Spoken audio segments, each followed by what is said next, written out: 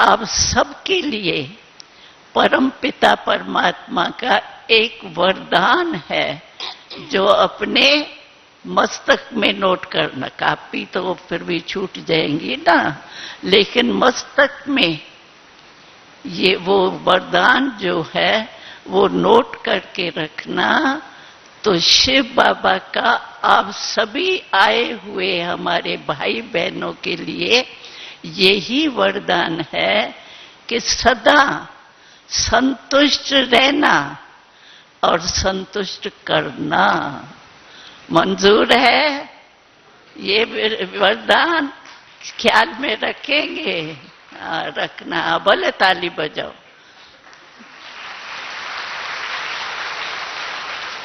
और संतुष्टता तब रहेंगी जब परमात्मा की, जिसके पास सर्व प्राप्ति होती है ना, प्राप्ति वाला हमें संतुष्ट रहता है।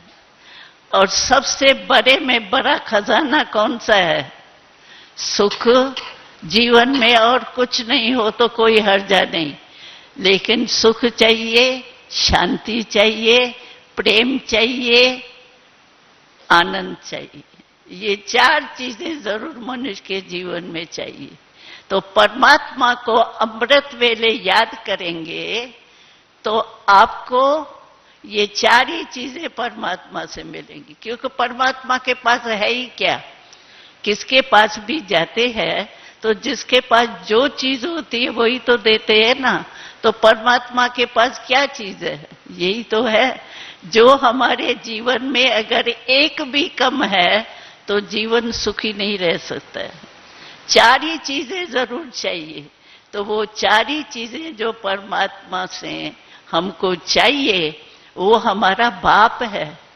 परमात्मा पता नहीं क्या है, नहीं, परमात्मा हमारा पिता है। तुम माता पिता हम बालक तेरे, तुम्हारी कृपा ते सुख गनेरे, ये प्रार्थना भी तो करते हैं ना।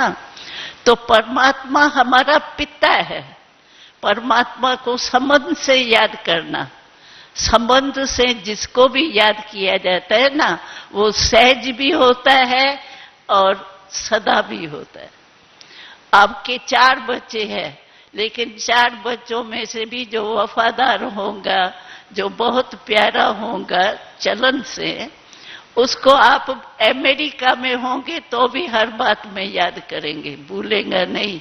तो परमात्मा हमारा दाता है, देने वाला है।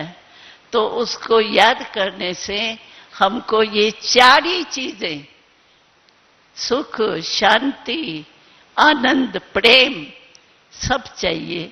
तो ये 4 ही चीजें परमात्मा हमको वरदान में देगा और हम वरदानी बन करके इस संसार में कैसे रहेंगे।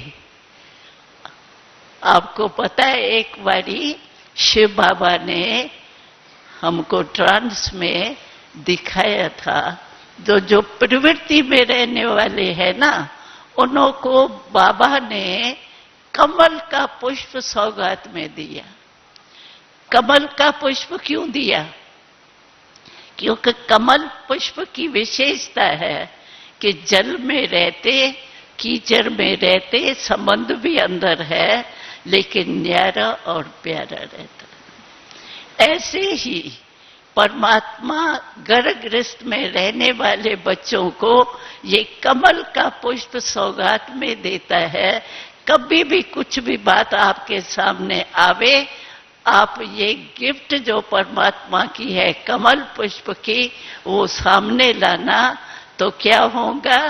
कमल को देख करके कमल की विशेषता जो है न्यारा और प्यारा, वो ऑटोमेटिक आपको याद आ जाएंगी। तो आपकी लाइफ परिवर्तन हो जाएंगी और आप जो बाबा ने कहा है संतुष्ट रहना, प्राप्ति हो गई ना। प्राप्ति वाला कभी असंतुष्ट नहीं होता है। अप्राप्ति कोई होती है तभी असंतुष्टता आती है। तो कमल पुष्प को याद करते आप संतुष्ट रहना और संतुष्ट करना।